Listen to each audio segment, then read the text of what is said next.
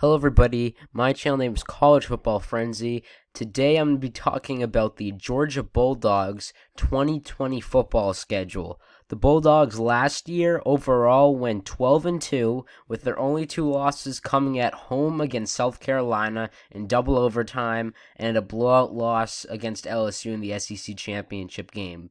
They finished their season off by winning the Sugar Bowl, and they did win some big games throughout the regular season. They beat Auburn, they beat Florida, so they got some big wins. But overall, the Dogs probably wish they had a better season. They were looking for a bounce-back season. They were in the preseason top three. It looked like at the start of the season they had a good chance to make the playoff, and if they didn't lose to South Carolina, they probably would have made the playoff. So it still was a disappointing season for the Dogs. They definitely know that they could have done better. At least they ended off with a bowl win this season, unlike the year before. But they're going to be looking to definitely improve and try to make the playoff once again, because they haven't been to the playoff, obviously, since the 2017 season. The last 2 years, they just missed out on it. And they've had the opportunity all the way up to the SEC championship game. If they had just won those SEC championship games the last 2 years, they would have been in it both times. But they lost both of those, and they missed out on the playoff. So I'm going to break down the schedule 1 through 13, give my overall record prediction at the end of the video. Are you looking at? There's definitely a lot of tough games. There's also, of course, some easy games. First, I want to get into the roster. They have the best recruiting class in all of the country, according to 24/7 Sports. That's a good thing. They're gonna have, I think, a decent quarterback, situation. They're getting in Jamie Newman from the transfer portal, from Wake Forest, so that helps. Jake Fromm didn't do very well last year, so I don't think it's gonna hurt them.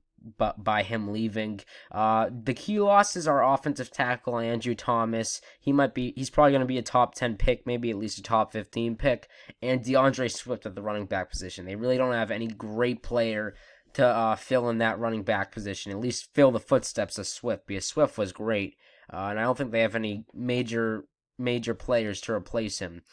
So that might be where the Dogs have problems.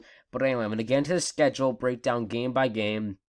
Week 1, as you can see, this could cause some trouble. It's in the Georgia Dome or Mercedes-Benz Stadium against Virginia, neutral site game. The Dogs don't do very well in the Mercedes-Benz Stadium, even though it's kind of like a home game because it's in Georgia.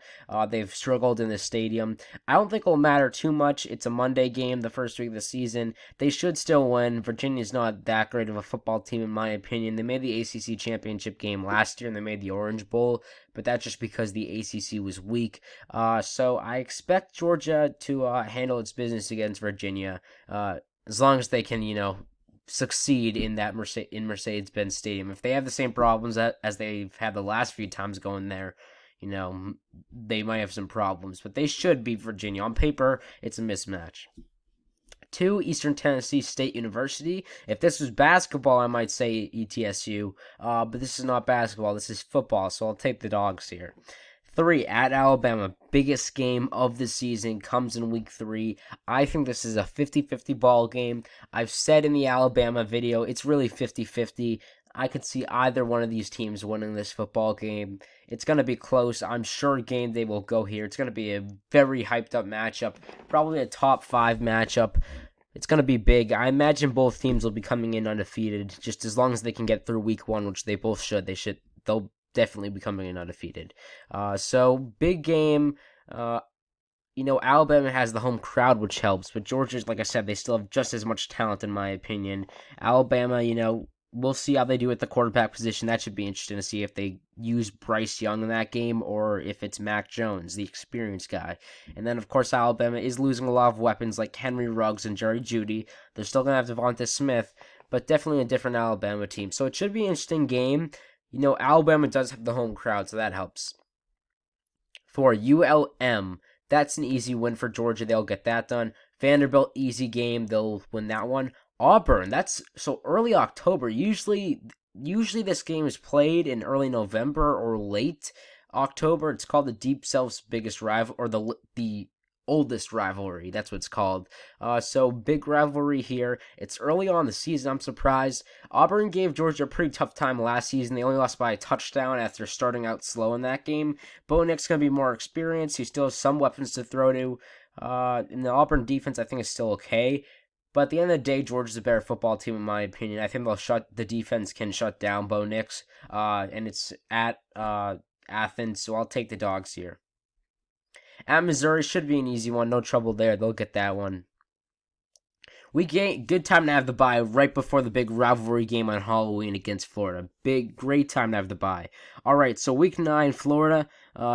Obviously in Jacksonville, the world's largest cocktail party. It's called neutral site game.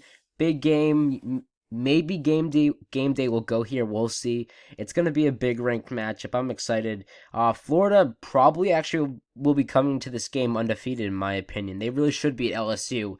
And Georgia, again, that Alabama game, whatever it is, they're either going to be coming in as a one-loss team or undefeated, in my opinion. So it's going to be a big game. Florida, I think, has been slowly inching closer the last few years to Georgia. But in my opinion, listen, I think Florida's got a great defense.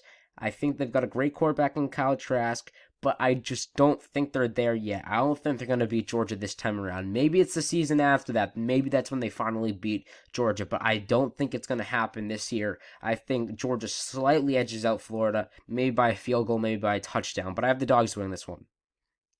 At South Carolina, Georgia's going to want revenge here. Georgia's going to definitely want some revenge. They'll win this game. This is an interesting 2-game stretch, Week 11 and 12. These are probably the two middle-of-the-pack teams in the SEC East. They're right behind, Georgia and Florida in the SEC East race. So this should be interesting to see. These are two games that aren't necessarily gimmies. These could be tough games. Tennessee's definitely improving. They gave Georgia a challenge in the first half of that game last season. It's a home game for the Dogs, though. I'll take them to win.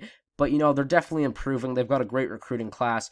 So I think it could be close. I'll take the Dogs to win this one, though. And at Kentucky, that could be a tough game. I think Kentucky will be fine. They have Joey Gatewood, I believe, coming in at quarterback from Auburn. So that should be good for them. So this could be a tough one for Georgia. I don't think Kentucky's going to be as good as they were 2 years ago when they were like a 10-3 team. But I definitely think they could be pretty competitive. But I have the Dogs winning this one. Georgia Tech, easy game there. They beat their rival. So overall, I have the Dogs finishing 11-1. It could be 12-0, kind of like Alabama. I just put one loss there. Just maybe they lose one game. Just, it could be the Alabama game or maybe they get upset. But I would say 11-1 is a pretty realistic schedule prediction. But it definitely could be 12-0. Same with Alabama. They could be 12-0. I'm thinking ahead, and just there's a good, decent chance that Georgia might lose one game out of that 12 games schedule. So I put one loss, but it could be undefeated. The worst they could do, I would probably see, would be 2 losses. I don't think it could be any worse than that. They just have a lot of talent coming in at Georgia, so they should be fine. I have them in my playoff projection. I have them as the 4 seed, so I do have them making it. So that's big for the Dogs. As long as they finish with one loss, whether they lose to Alabama in the SEC championship or win against Alabama, as long as they have one loss, I still think they can get in. So we'll see how it goes. I think they're splitting the series with Alabama. I think they'll play each other twice, and one of the teams will win one of them, and the other will win the other. And I think they both make it. But I have the Dogs at 11-1 right now.